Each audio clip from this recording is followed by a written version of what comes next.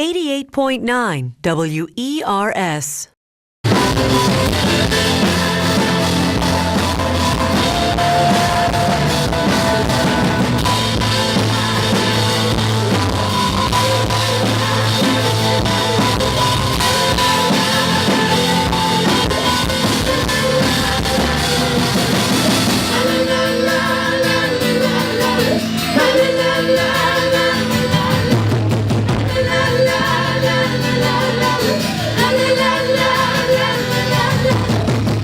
Hi, my name's Nina from 88.9 WERS, and we're here at the Life is Good Festival with Delta Rae. How are you guys? Great. Just fine, thank you. Awesome. So you just finished your performance, and it was really, really energetic for people who haven't seen you before. It kind of takes you by surprise. You guys go like full force on every song, every member in the band. It's really impressive. So how did that go? What is it like bringing that and kind of seeing people's faces when you guys are really intense, but it's really catchy? It's the element of surprise. It gets them every time. Yeah, I remember the first time before I was in the band, I saw the band perform and in Raleigh, and the first song they played was Morning Comes, and it starts out with the four-part harmonies of these two big hits, and it was just like a jet plane of vocal harmonies, and it was like incredible but super intense. So I sort of can get how it is seeing the band for the first time. But I guess it's just in the songwriting and how emotional and intense all the songs are that I can't help, no matter what's happened during the day, I can't help, but I'm sure all of us can't help but going all out the whole time. Yeah. Yeah. Yeah, there you go. Cool. Okay.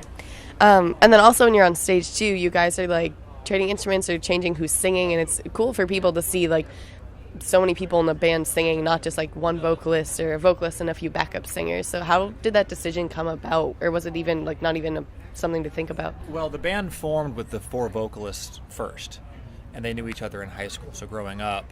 And then when Delta Rae formed, it was just the four singers, no rhythm section. And so the core of the band involved rotating leads. And then when we came on board, it was already kind of implemented, the vocal trade-off element. And when the songs come, there's not a lot of argument over who gets what song to sing lead. It really just kind of finds its home. It just sort of gravitates. But I'm actually the best singer in the band, and nobody knows it yet. No one knows it yet, so they don't actually let me sing. 4 years, and you'll find out. But yeah, it just sort of gravitates. Like this new song we played called "Twisters" today. Ian had initially was going to sing it, and then Liz just sort of was like, "Can I try to sing that one time?" And then boom. And then it's sort of like done. You know, it's like it just sort of it finds it, and then it locks into place, and then that's that. Yeah. And then at Life is Good too, like this is such a festival where so many families come, I'm sure you've seen, but it's kind of neat because your band has like the familial element to it and then like the friend element too at the same time. Right. So do you want to talk about that? Like how did that form and how did it just like add on to becoming, this big group? Well, sure. The brothers Ian and Eric have been writing songs since they were wee lads. And then after in college they were still writing songs together, and then after graduation they invited Brittany, their sister, and Liz, their longtime friend, to come join, and that's how the band initially formed. Yeah. They met her singing in an a cappella group in the Bay Area before, back in their childhood, when they were wee lads. Yeah, they were all wee lads. So yeah, the family element from day one of Delta Rae has always been there. Yeah. So did it kind of feel at home playing with like a bunch of other, the families are different here, it's adults and their own children, but having like brothers and sisters, best friends all playing side by side, did it kind of feel like homey playing in this type of environment?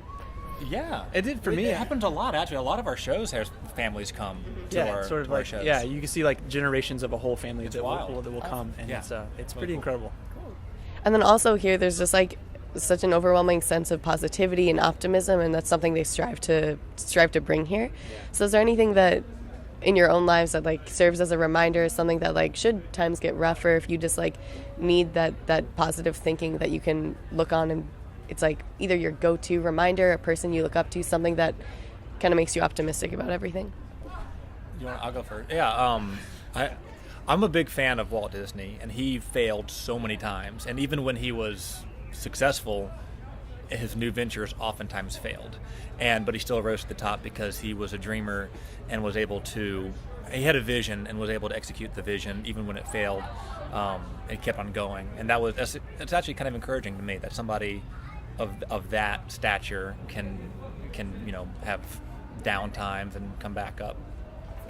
Yeah, I mean that reminds me of like one of my idols growing up was Michael Jordan, who like he's from where I'm from and from North Carolina, and got cut from his high school basketball team when he was a freshman, and then it turns out to be the greatest basketball player ever. So it's if you didn't, it's like if you don't Practiced. Yeah, he practiced, and it's like and it takes hard work.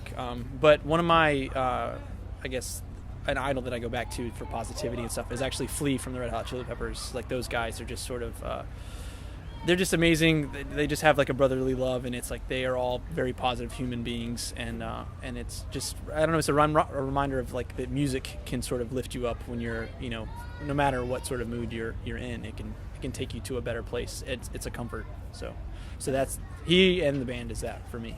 Yeah.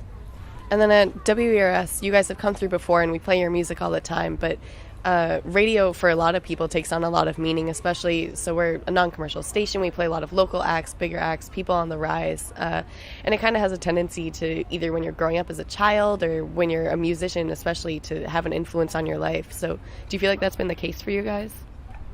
You got it? Yeah.